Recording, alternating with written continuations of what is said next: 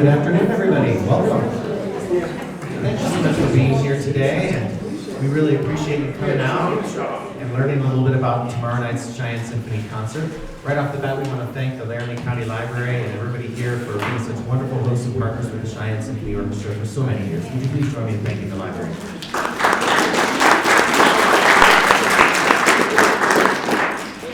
My name is William Intriligator. I'm the music director and conductor of the Cheyenne Symphony. Joining me on stage is our wonderful Concertmaster, Stacy. Lesartre. Welcome.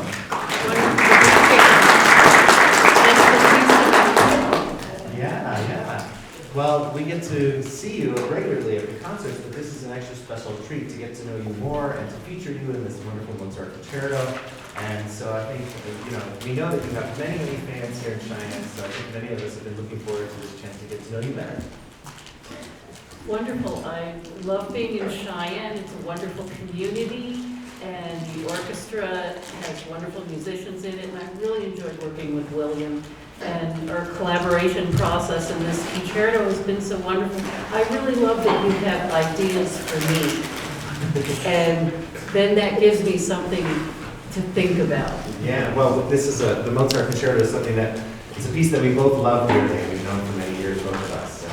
And I think we've actually performed it together with you as a concertmaster role with a few other soloists, at least once in my tenure here, but maybe twice. I'm remembering in 2011, we had a wonderful young soloist. I think it was Karen Gamia? Possibly. I don't know that I have the name right. It could have been. It could have been. Yeah. I just remember she played so beautifully, and William called me, I think, it was the night before, the morning of, and said, could you please read the concerto at the first rehearsal, because it makes more sense that way than without the soloist. And I said, okay. Which I should have given her plenty more warning. It was a mistake on my part to wait until the last minute to say, oh, would you be willing to play it before the soloist arrived, play the solo part? Yeah, that was, sorry, I forgot all about that, you're right. But that was set the stage for this collaboration and featuring you in it for real, yes. That's great. Well, so the concert tomorrow night is called Classical to Contemporary. And we actually are going to go in that reverse order because we start with a contemporary piece. It's a relatively new overture by American composer Alison Loggins Hall. She's an artist in residence with the New Jersey Symphony and with the Cleveland Orchestra. So she's currently really busy writing orchestral music, and her career has really taken off. She started out as a flute player, writing primarily flute music as a composer, but also performing as a flutist. And we performed a piece of hers during that COVID time when we had a concert that featured just winds and brass and percussion. There was a piece for flute and percussion of hers that we did, you might remember, but it was years ago, and it was a short piece. But I knew then I wanted to do more of her music, so I reached out to her and I said, what else do you have? And this was around maybe 2021 or so. She said, well, I'm about putting the finishing touches on this piece called the Inheritors Overture. And at the time, that was kind of the only other orchestral piece she had. So I said, okay, well, let's, when it's done, send it my way and we'll take a look. And sometimes it takes a while to program a piece because we have so much great music to choose from, so few concerts every season. So it's finally made its appearance, and now in the meantime, she's written many other orchestral pieces. But the one thing about this piece I wanted to mention, well, a few things.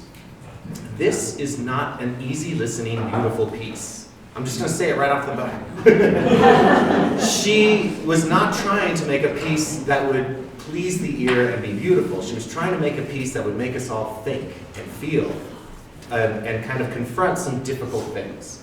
The title, The Inheritors Overture, has to do with inherited trauma from earlier generations, this idea of kind of transgenerational trauma that can be inherited from ancestors and parents and things like that. The idea that some kinds of trauma pass through the generations. So she's confronting a very difficult subject right off the bat. And on top of that, she has chosen an African-American spiritual that she quotes several times in the piece to sort of confront the idea of slavery and racism in our country's history. And then also, she quotes a piece that was written in a concentration camp to almost bring in the horrors of the Holocaust as part of that transgenerational trauma. So it's intense. It starts very quietly with just the violins playing an open A. It almost sounds a little bit like the opening of Mahler's First Symphony, how we started last season. And then a trumpet plays an original tune. There are really three main tunes in this. The Holocaust piece, Die Lebenden Steine, it's called, and it sounds dun dun dun dun dun dun.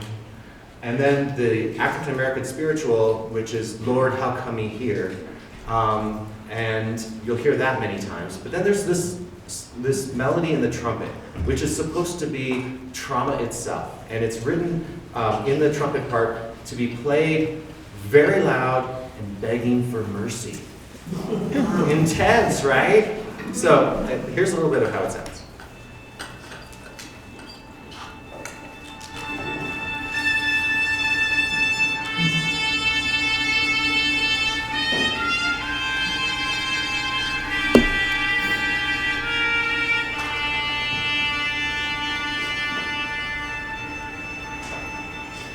And it has this sort of mysterious part behind the trumpet. The trumpet states 3 different versions of that melody. And then the whole orchestra comes in, and very often it's as if that the orchestra part, there's many voices kind of competing with each other and trying to vie for your attention, and it's almost like a crowded scene. There's an indication after the trumpet section that the heading in the music is witnessing a tragedy. And so this is a pretty dark, heavy piece. But I thought it was important to present music of another living American composer. I think she's a very, very talented up-and-coming composer. I think you'll enjoy some parts of it where she quotes the African American spiritual, and then has some parts with the trumpets playing the plunger mutes that sound almost like swing music, or is kind of nod to that era of music. But it's intense, and there are important solos for other woodwinds and brass in there as well. And yeah, I think ultimately she wanted us to feel that by the end of this piece, we kind of worked through much of that tragedy, much of that inherited trauma. And as she writes in the program note at the beginning of the score, that it ends with resilience and strength for the future. So it does sort of take that idea that goes back centuries in music of starting with tragedy and ending with triumph. Now, it's not a huge triumphant ending.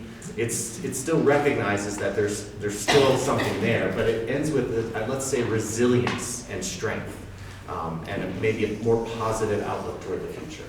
So that's the opening piece. You might not like it. I hope it moves you, though. But sometimes you'll hear a piece that you don't like, but it makes you feel things, and that maybe that's what she was going for with this one. Like, she didn't expect it to be #1 on your playlist, but she wanted you to feel something and think about something kind of difficult and deep. And I think she will achieve that. I think you'll find it very intense. And I think the piece actually calls for me to say a few words at the concert from the stage beforehand, so I think I'll do that too. And how long is it? Don't worry, it's only 35 minutes. It's about 8.5 or 9 minutes. Yeah, it's a very good question. Thank you. Yeah, it won't be too much. But after that, we go to a piece written in 1775. Yes, the year before our country's birth. And Mozart and his Violin Concerto No. 5. And we're so pleased to be featuring Stacy in this piece. Many people think of Mozart as being not only a fantastic composer, but also the wunderkind pianist, right? And of course, we know that he premiered most of his piano concertos as the soloist on the piano. So sometimes we forget that he was a very, very gifted violinist himself. He started violin much later than piano, at age 6. But by age 13, he was already the concertmaster and sort of court composer for the Archbishop in Salzburg. So at age 13, he was already the concertmaster. And probably part of that is because his father was one of the leading violinists and the leading violin pedagogue of his day. His father, Leopold Mozart, was a violinist and literally wrote the book on violin playing. And that book by Leopold Mozart is still used, The Fundamentals of Violin Playing. So he had good pedigree in that respect. I'm jumping at any time, I'm sorry. Mozart wrote all 5 of his violin concertos when he was 19 years old. He was still concertmaster of the Salzburg Orchestra at the time, there's written records of him performing his fourth violin concerto, which indicates to me that he probably performed all 5 of his violin concertos with his Salzburg Orchestra. He was an accomplished violinist as well as a pianist. He's what we might call a polymath today, because he spoke Many 7 languages. Now, today, frequently people will learn a cadenza that's in the edition of the music that they buy. In Mozart's day, it was considered standard to improvise your own cadenza on the spot. And Mozart only wrote down 1 cadenza, and that is to the violin, the viola Sinfonia Concertante. 1 written out cadenza, which is fascinating. Because that cadenza had to be coordinated between 2 people. It wouldn't just be improvised on the spot, because those 2 violin and viola solos work together. So, yeah. So, but it showed evidence of the style of what he would do on his own cadenzas. Now, today, very few people can improvise their cadenzas on the spot. There are some gifted people who can and do. Most of us either play a pre-written cadenza, frequently by someone like Joseph Joachim, who played all of Mozart's concertos and wrote cadenzas to, I think, at least the last 3. And when I first learned this concerto in college, I was 18 years old, and I was practicing 5, sometimes 8 hours a day. And I learned the first movement. When I completed that, my teacher said, now learn this cadenza. And I went home and I read it, and I just didn't like it at all, and so I refused to practice it. And that was not something my teacher tolerated very well. So she said, either you learn one of these cadenzas or write your own. And she was not expecting me to write my own. So I sat down at the piano at college, because there was a piano in every practice room, and I picked a few themes from the first movement, one that the soloist doesn't get to play at all, and I thought, well, I'm going to play that too. And incorporated part of that, and followed a formula that my teacher had actually laid out for me. Helen Kohlwasser was a force of nature. She was maybe yay high, did not barely even make 5 feet tall, and she Where was this was at Temple University. Oh, because you grew up in Philadelphia. I right? did. So you went to Temple University as an undergrad. As an undergrad, that's right. And she was both wonderful and terrifying at the same time. And so when I think back, I really risked a lot by refusing to practice a cadenza. And you all know about the cadenza is the spot near the end of a movement usually where the soloist plays by themselves without the orchestra, and it's just an opportunity to improvise. So we've been talking about this for a while. I just want to make sure everybody knows what we talk about when we say the word cadenza. It's just that little solo moment, right, for the soloist alone. When the soloists by themselves. I also like to think of it as a trailer or a teaser, in that if someone were to play just the cadenza, it would be highlights from the movie that you're about to see. And some of them are a little different than the actual movie. Yeah, I've right. watched some trailers where I keep looking for that scene in the movie and it doesn't really happen. But it's a theme from the movie. And so now I tend to think of it as a trailer or a teaser, but can be a surprise, because it's going to be presented differently every time, even if we're playing the same notes. Yeah. So tell us about the cadenza we'll hear tomorrow night. Will you be using your 18-year-old written cadenza in the first movement? Well, I revised the 18-year-old cadenza. Well, I was 18 When you were at the 18. time. When I was 18. I don't want to say how old the cadenza is. I've revised it several times since then. In some ways, I tried to make it easier. In that when Mozart revised, he did tend to make things simpler. And so when I made my revisions, I'll think, well, how can I make this simpler?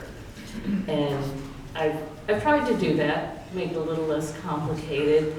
When I first brought it to my teacher, she looked at it, just the music, and heard it in her head and said, oh, this is pretty good. Can you play it? And I said, well, I think I'll have to practice it more, but here goes. And so I have revised it. I did compose a second movement concerto cadenza as well, and that's undergone even more revisions.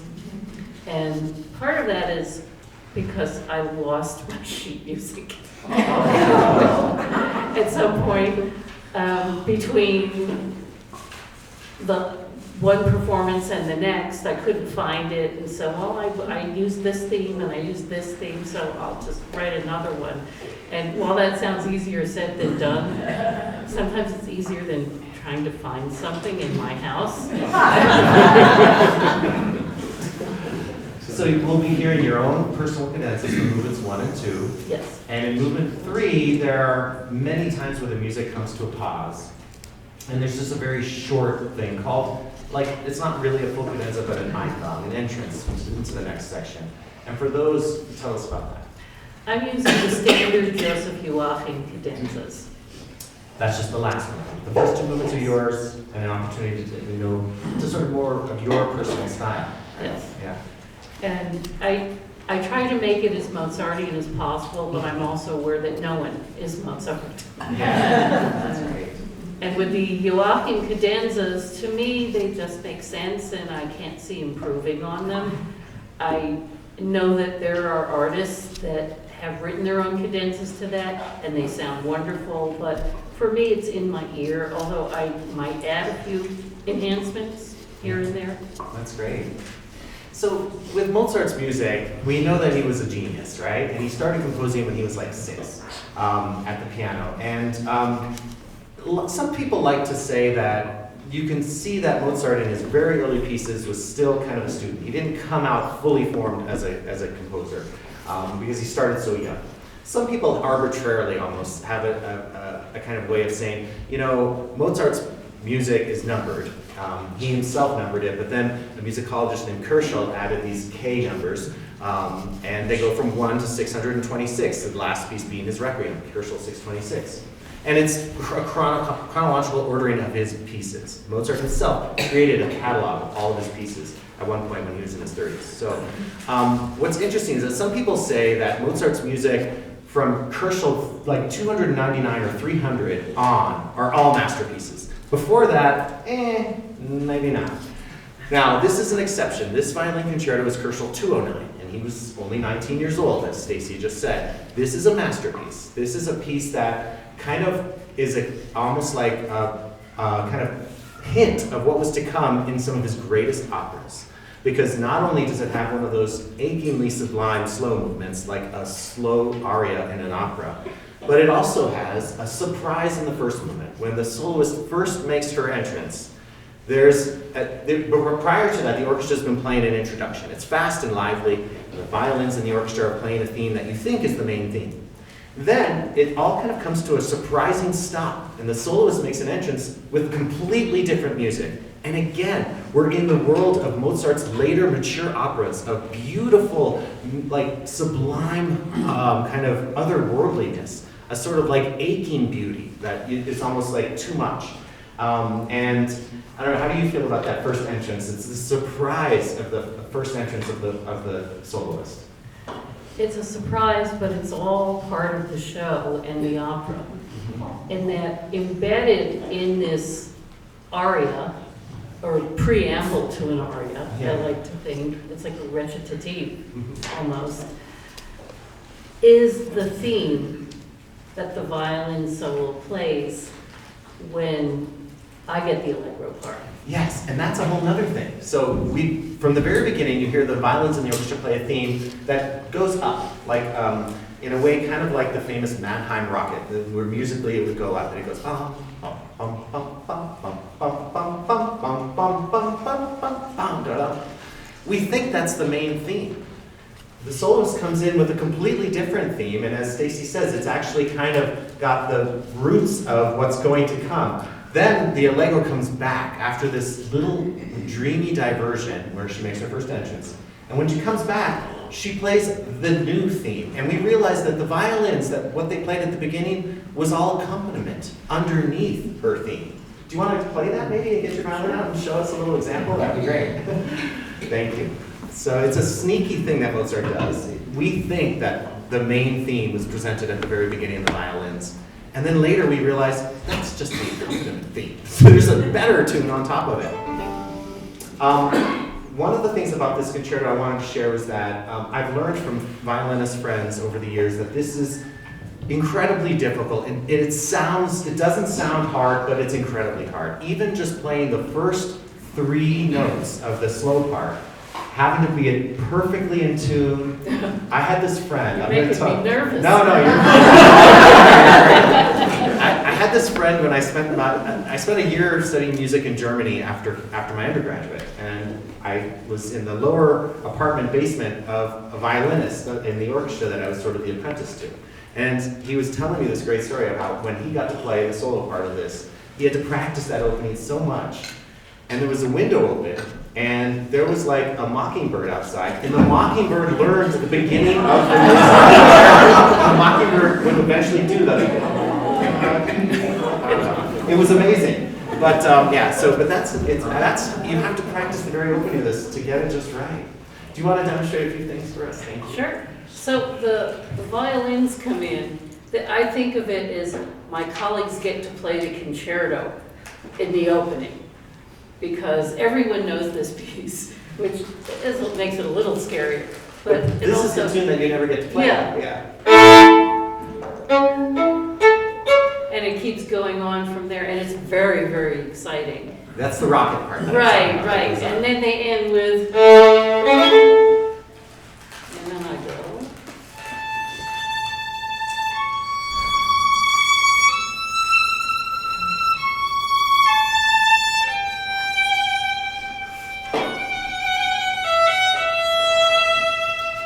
And then it continues from there. Yeah, it's just dreamy and gorgeous, and a surprise harmony change that's just beautiful and hard to describe. And then it goes to the allegro section itself, where the violins play that bum, bum, bum, bum, and then you play the real theme. Right, Yeah. and then it's almost like a surprise, because I go.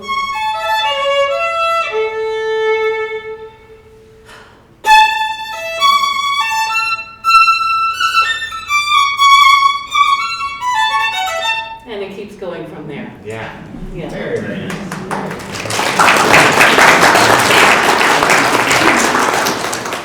And what he does with coloration in this piece, with just the use of strings and 2 horns and 2 oboes. That was the only orchestra that he chose to use or had available at the time in the Archbishop's Orchestra in Salzburg. Again, remember, he was 19 and he was normally the concertmaster of that orchestra. And we think he performed this himself. We're pretty sure. Pretty sure. He was actually known to have a very sweet tone. And I think that was one of the reasons maybe he wanted to feature that instead of necessarily like very fast, difficult stuff. With Well, he did that slow, too. He did that too, of course, but starting with that slow, dreamy entrance, it's sort of to feature that tone. It was said that when he was with his father, prior to writing this piece, in the years leading up to it, he took 3 trips to Italy just to study the music there and learn from some of the great violinists and composers of violin music. And that those trips to Italy really influenced his violin writing and style.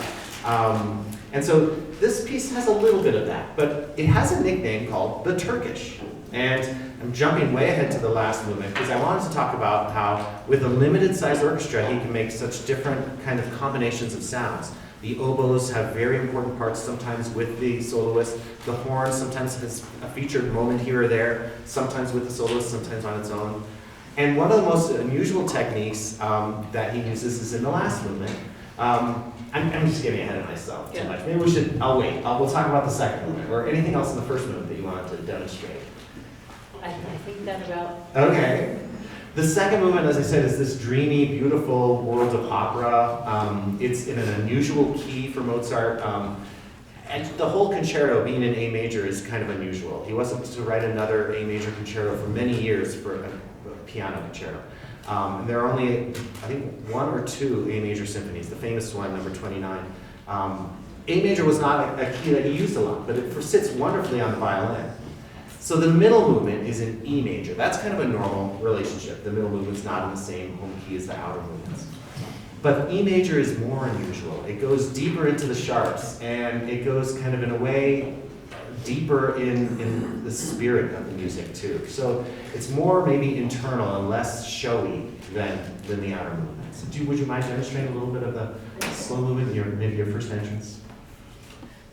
And the violins, my colleagues start with this one as well, an octave lower.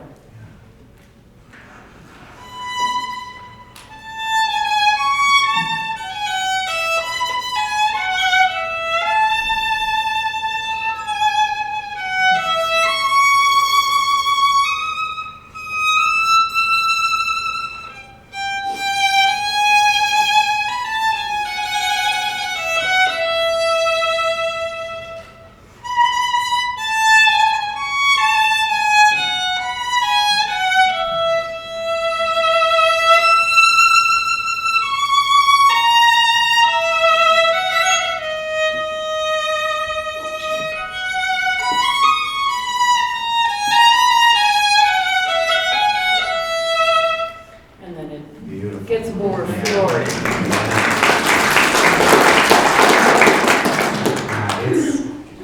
I like to think of it, when you hear this, sometimes the big leaps that are in the violin solo part are very much like some of his very soloistic opera arias. He does that for voice. He has giant leaps sometimes for the voice. Very expressive. It's one of his special kind of calling cards that he does unusually for vocalists in his operas, asking them to do giant leaps like or the other way around, sometimes high to low. That would be like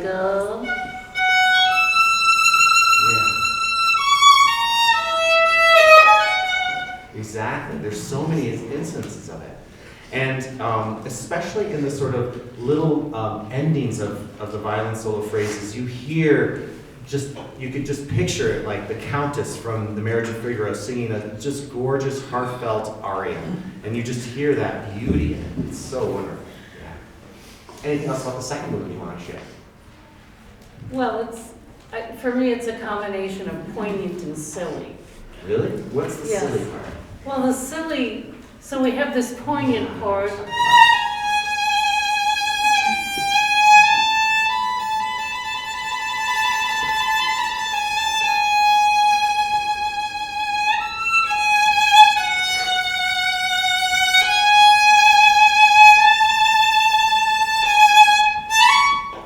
And then it's silly. That's true, he was only 19. Yeah. But it's like after he gives us the most amazing, one of the most amazing poignant parts, like you just played. Right. Part of what was, when Stacy was just playing it, we were missing a very important part with 2 oboes playing an A and a G sharp together. And that dissonance is so pungent and incredibly gorgeous that it just makes your heart sink. And then right after it gets to that ha, ha, ha, ha. It's so much better with you. Yeah. And it is typical of a 19-year-old. It's like, I love you so much. Let's skip. You know?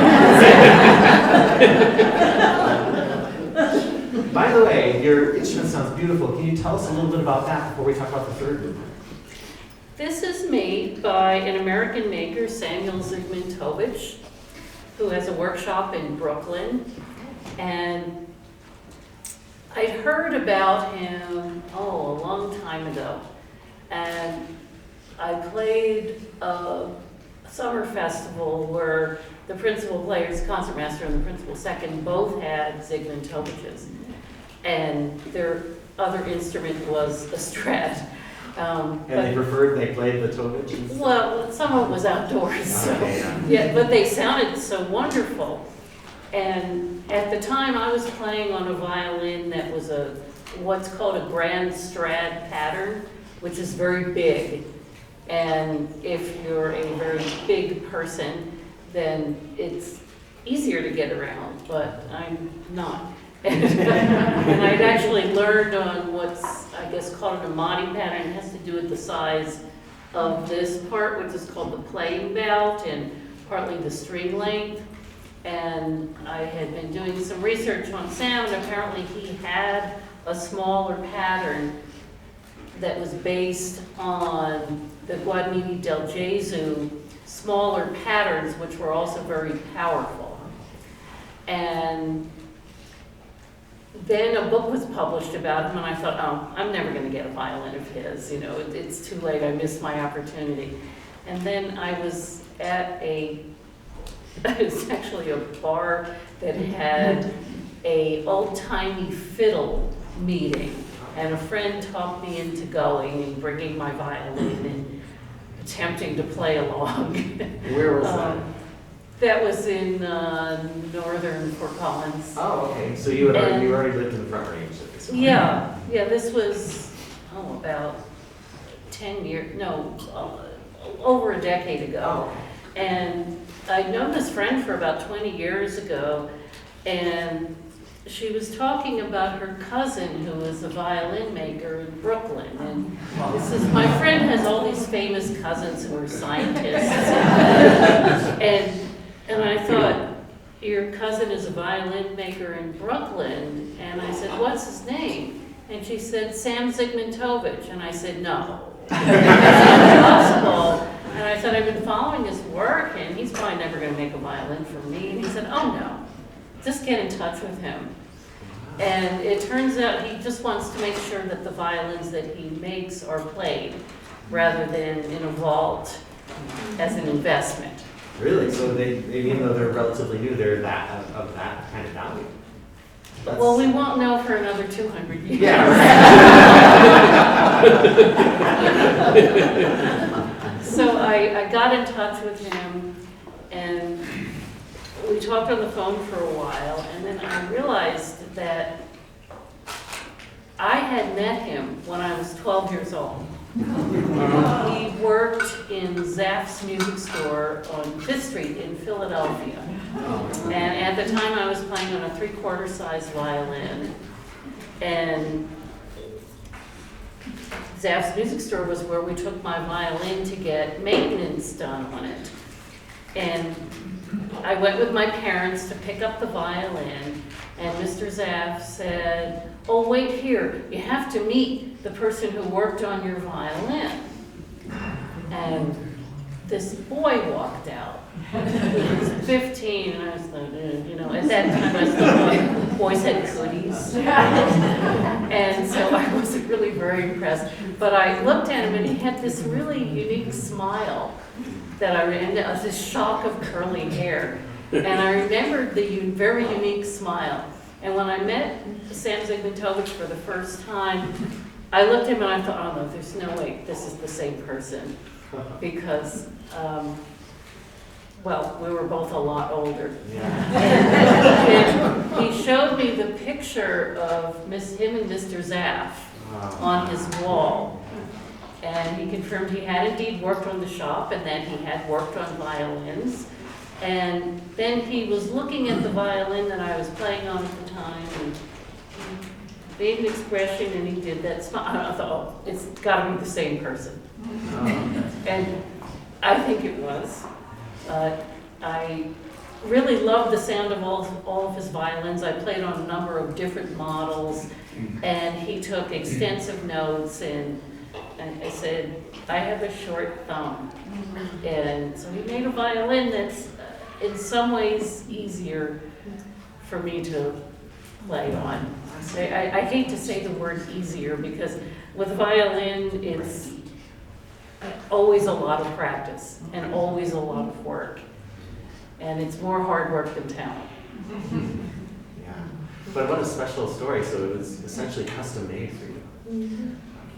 Yes, and that's what he was doing for everyone who got a violin from him. Now, sometimes the match didn't work, and so his violins would move around between people until they found their match. Yeah. All these years we worked together, I didn't know the story. Really Excited to. I was playing on a different violin when you first. Well, that's true, yeah, that's true. So you've had this one for about a decade? 2016 was when he completed it. Nice. Wonderful. So now, the third movement of the Mozart, thank you for sharing all that, this is one where finally you get to start, and it's a much lighter piece. It feels almost like a courtly minuet, right? Well, it is a courtly minuet, but it's a very silly one.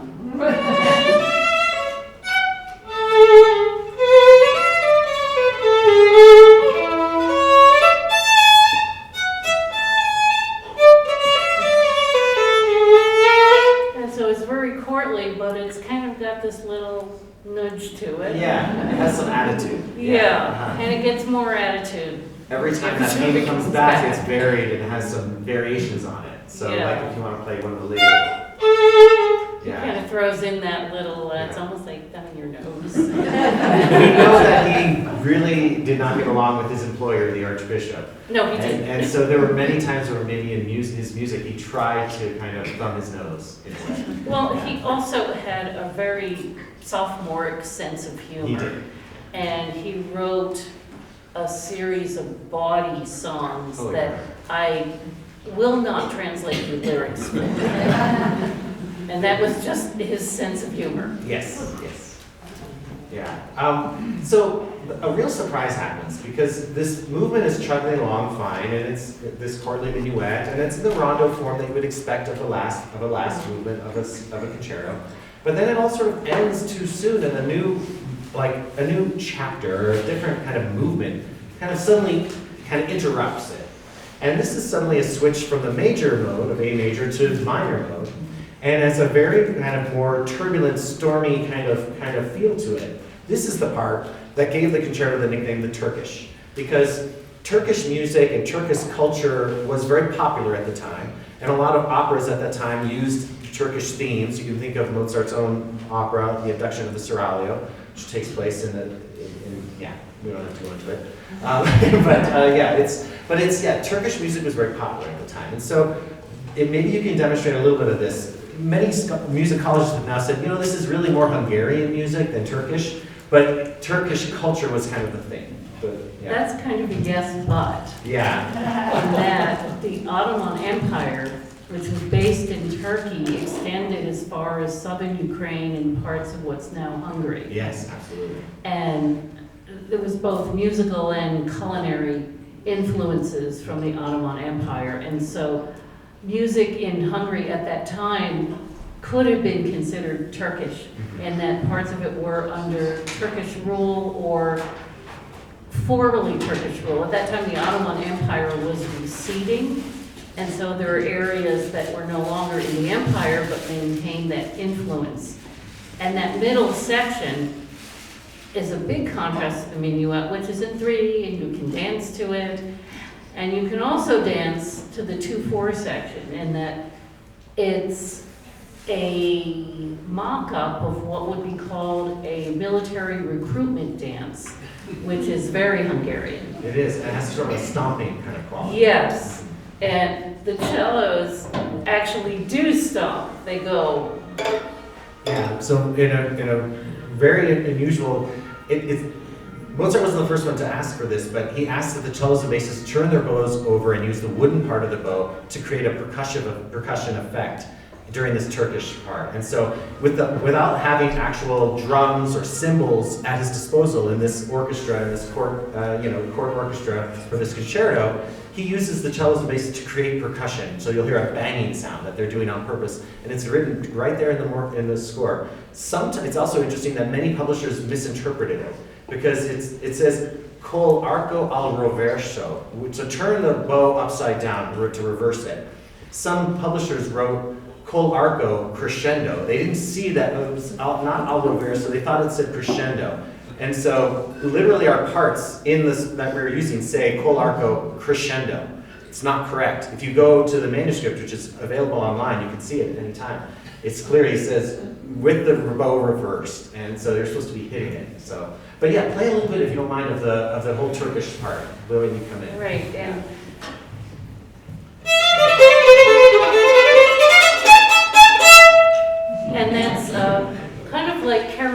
Maestro running away from the military recruiters Yes. in Marriage of Figaro. And, or did I get that off? Yeah, you did. Because he refers to this frequently in his operas. And so I think of that as the Cherubino theme. And then there's Cherubino was like the very young man who was in love with the Countess, but Right. maybe he's only like 18 or something, or even younger. Right. And he was sent off by the Count to join Right, the military, right. but he didn't go. Yeah. Right. And then the recruiters come in. And And that's the they- song. Right. And then,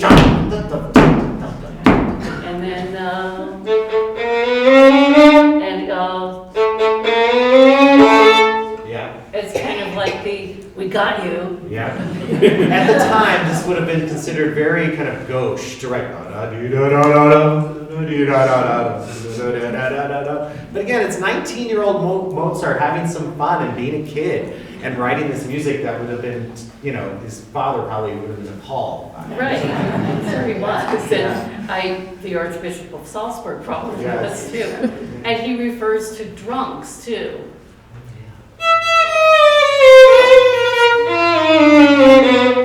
Yeah, that was a typical musical gesture referring to drunks, going back to the time of Vivaldi.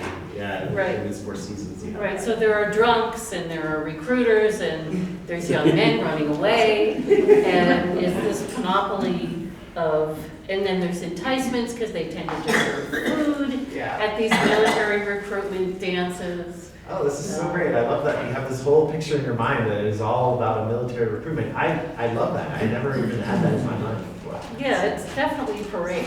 Yeah, it is. And then it changes and we come back to the minuet as if it never happened. Right, Yeah, right. it's so funny. Any other thoughts on the concerto you want to share, or any personal stories about it, or other ones? Well, it's Mozart. Yeah, so it's great. It's great Mozart. Thank you, Stacy. Wonderful. Stacy is doing double duty tomorrow night because she's going to, after performing the solo in the Mozart concerto, she's going to take her normal spot as concertmaster for the Beethoven Symphony. So we're very grateful for that too. Thank you. Yeah. And I'm very much looking forward to working with my new stand partner, Sam Jarvis, who has already proven to be a wonderful colleague. Yeah, that's a kind of a neat thing. You'll notice a new face in our violin section. We had auditions last month, and a very young man won the assistant concertmaster position, the second chair position. And poor kid, as his first time playing with us, Stacy's playing a concerto, so he has to play concertmaster. His very first time ever playing with us. And talk about a trial by fire. And he did a great job at the first rehearsal the other night. So, and it's very kind of Stacy to say that and point him out like that. But you'll notice there's a young man who will come out as concertmaster for the first piece, the overture, as well as the concerto, and then Stacy will take over as concertmaster for the second. And Beethoven's Fourth Symphony is one of his that might not be as familiar to you. It's a great masterpiece, but yet it's oftentimes overshadowed by so many of his other great masterpiece symphonies. Coming sandwiched right between the third and fifth, especially, those are two monumental symphonies of Beethoven. Where does the fourth, how does it fit in there? It's a really good question. You will hear pure Beethoven in this piece, but you will hear a different side of Beethoven than what you would expect in his third symphony, his heroic symphony inspired by Napoleon, with a grand funeral march and themes and variations in the finale, the largest and most advanced symphony that had ever been written up to that point. This is his third, I'm talking about, the Eroica. And you'll hear a very different Beethoven than what you hear in his fifth symphony, with, of course, the famous bum, bum, bum, bum, and ultimately leading to the big triumph in the finale. And what you'll hear probably more of is a likeness to the Sixth Symphony, the Pastoral Symphony. This is number 6. There are many moments that sound a lot like that. But there's a fascinating backstory behind this symphony. So it was written in 1806, and Beethoven was already writing sketches and in the process of writing his Fifth Symphony. It had been a few years since the Third Symphony, and he had written a number of other great masterpieces. Many of his most famous piano sonatas, his Piano Concerto No. 4, his Violin Concerto, are all written around the same time as this Fourth Symphony. This is Opus 60, I think the violin concerto is Opus 61 or 59. Anyway, so all right around that same time. So this is Beethoven at the height of his powers, writing some of his greatest music. And in the process of having already revolutionized the symphony with his third symphony, he's in the process of writing his fifth, which will take it to another level. And this is, of course, years before the ninth, with the Ode to Joy that would take it to yet another level. So where does the fourth fit in? Well, he was going to one of his friend and patrons' summer residence in the country, Count Lobkowitz. No, I'm sorry, it was Lichnowsky. I get those two confused. He had these two patrons that actually both were friends and supporters of Beethoven, and starting from 1800, gave Beethoven an annual sort of salary just to keep him in Vienna because he was being courted by other courts and opportunities elsewhere. So anyway, he was friendly with this count, and he went to his summer residence, and they visited another count, Oppersdorf, I think was his name, and Oppersdorf had an orchestra in his palace where they visited him, and they played Beethoven's second symphony for him. It was a total surprise. It was, a few years old, but it was kind of neat that he did that. Count Oppersdorf loved that second symphony, asked Beethoven if he could write him two more symphonies sort of like that. And so Beethoven knew that maybe the fifth symphony he has already had the idea of dedicating it and giving it to one of the other counts that was one of his main sort of patrons.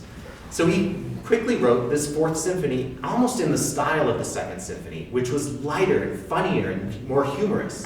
And so that might have been part of the impetus why the fourth symphony is a joyous, shorter kind of work. That's part of it.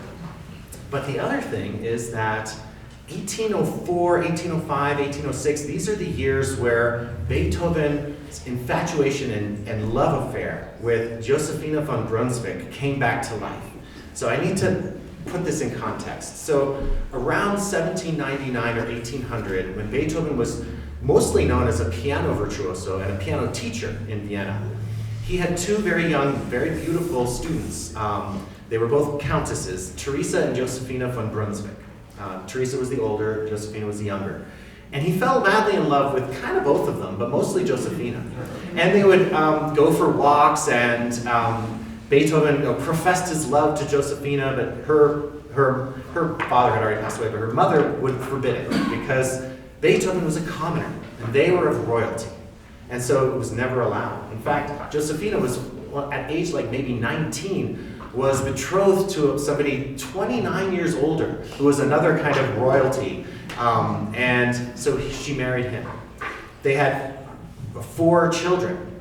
But then this older husband passed away from pneumonia in 1804. And Josefina and Beethoven started their, even when she was married, Beethoven would come to her house and play for her. But they were, it was fine. But after her husband passed away, Beethoven fell madly in love with her again. And there are many, like 13 crazy over-the-top love letters by Beethoven to her that were discovered in the 1950s. And they're authentic. They are real. All of her letters to him he must have destroyed somehow. But he started writing pieces for her. He wrote a song called An die Hoffnung, to the hope. I'm hoping that we could get back together. He wrote this song, dedicated it to her, didn't really want the dedication to be public, so he kind of kept it secret, but a few people found out about it, and in it has a certain kind of rhythm even to it that almost seems to have her name, Josefina, in some of the rhythm.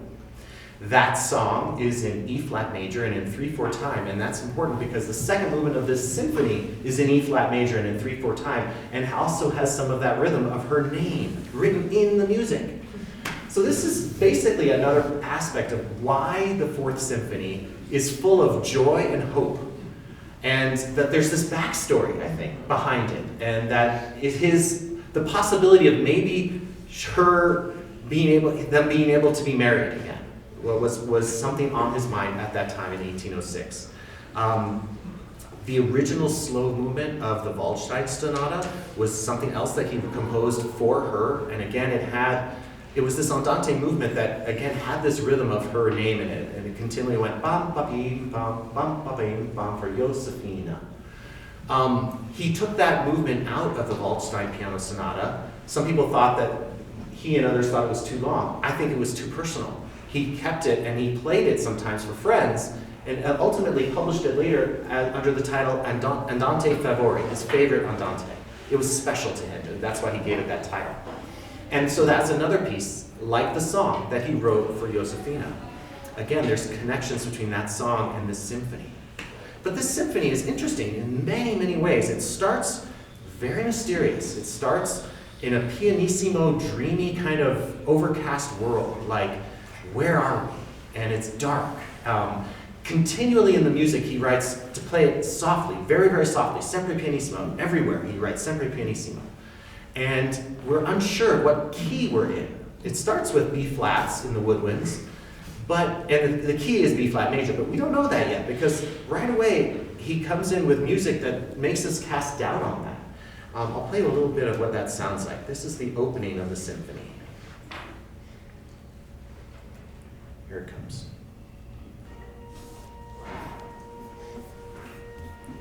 It is soft, so I hope you can hear it. Can you hear this?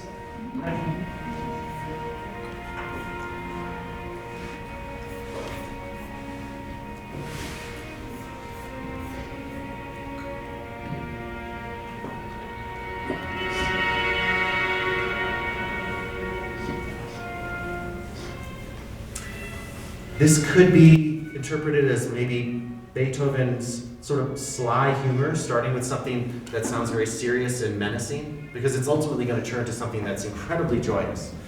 But it's more than that, too. It's some people have said that they hear in this opening the kind of maybe distant, lost confusion of somebody who is deaf, because he was deaf at this time already. And so they hear that groping. But it also, to me, sounds like somebody who's having to sneak around a lot. Like, it literally sounds like the violins are sneaking. They're going, da, dee, da, dee, da, da, da, da. Is he musically portraying him and Josefina sneakily trying to have, some kind of connection and relationship? I don't know. Maybe I'm reading too much into it. But it definitely sounds like it's sneaking around. And by the way, when the strings came in after you hear that opening B flat, they played If you just take away two of the accidentals on those notes, you have Beethoven's opening of the Fifth Symphony. So he was writing that at the time. Okay, so he even put a little sneak peek of what's coming, like a trailer, for the next symphony in the opening of this symphony. And there are a few other times where you'll hear ba ba ba ba in this symphony, the rhythm of it, ba ba ba ba, just the rhythm. So after this whole sneaky introduction, taking us to some surprising key areas, it sounds like we're in maybe B flat minor, G flat major, F sharp major, all of a sudden A major, and then we finally get a surprise back to where it should go. And it's just a wonderful moment when it shifts from this darkness to the light. Let me see if I can find that here.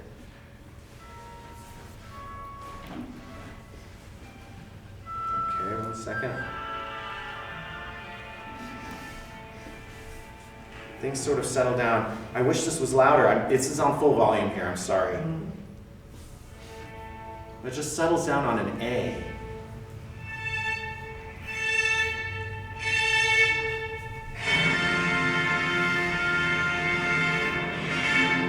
Sounds very noble, right?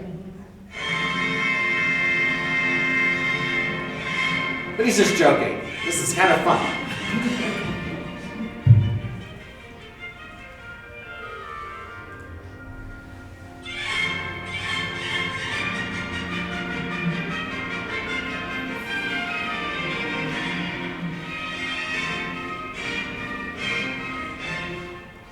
So it's from the contrast, from the opening, with its sort of searching into the dark, sempre pianissimo, always very soft.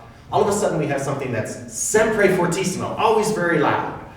And as in typical Beethoven fashion, throughout the entire symphony, there's nothing in the middle ground. There is never a mezzo forte, if you're familiar with the musical term of medium loud. It's never printed. It's either pianissimo or piano, forte or fortissimo. But also within that, Beethoven in this symphony refines what he's already done in his earlier symphonies. his levels of accentuation in music. It's fascinating. The ways he finds to give a little punch to music, a little musical boom. He finds a whole new kind of way of vocabulary of writing that in this piece. Numerous repeated fortes, numerous sforzandos, sudden shifts from piano to extra loud.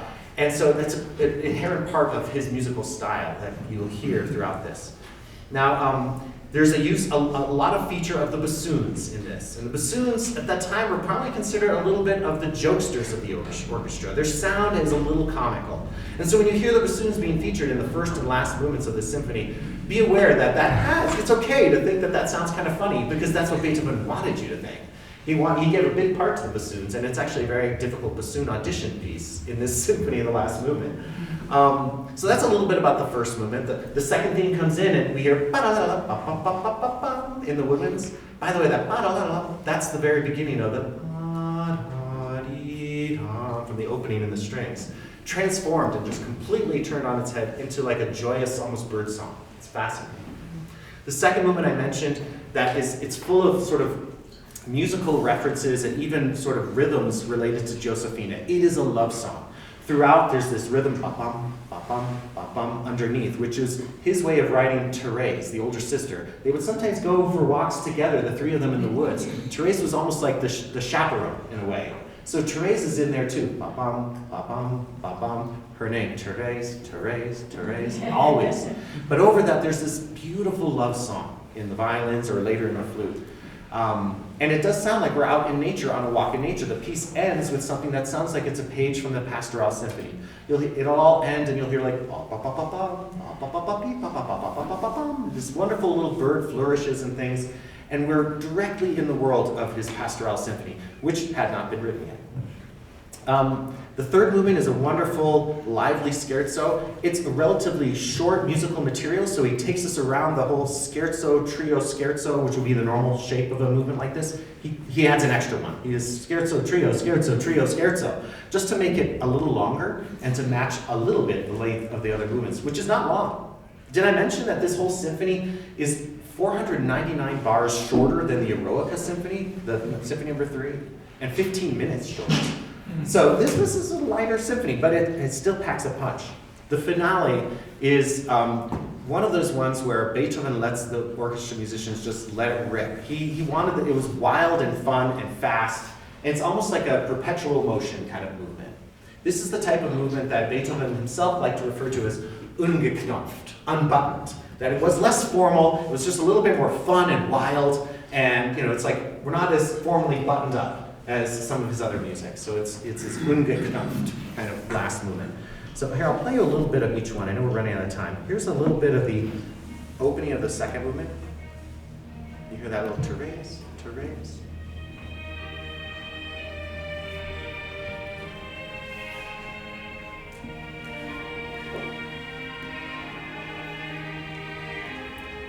Josephina. There's that rhythm. This is the one that he did in the song and the piano piece.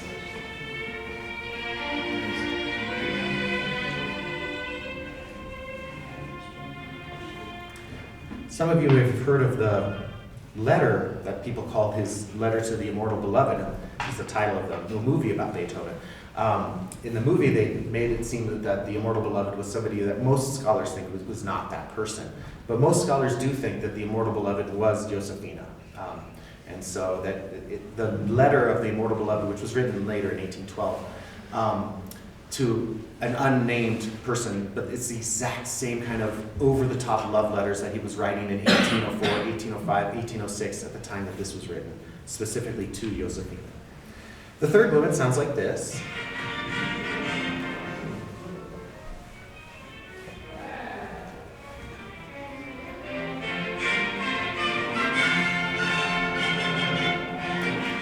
So it's got those typical qualities of Beethoven playfulness of loud and soft and syncopation that's against the meter. And the last movement is that unbuttoned one that's so fast and very difficult to play, right, Stacy? It is. When Mozart revised, it was to make it simpler, and when Beethoven revised, it was to make it more complicated. But this is why we have to learn Paganini perpetually perpetual motion. Yes. So we can play Beethoven 4. Yes. This last movement is really something.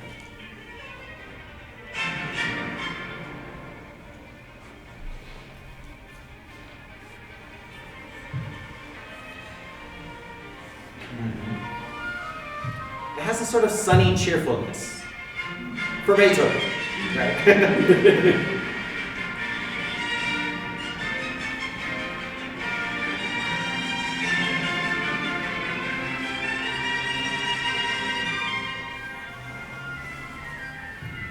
Some of the jokes come right at the very end, very much like his first symphony has a sort of Haydn-esque sense of humor in the last movement. This one does too. Here's a little bit of sort of a sneak peek, a spoiler of sort of some of the jokes at the end of the movement, the end of the whole symphony.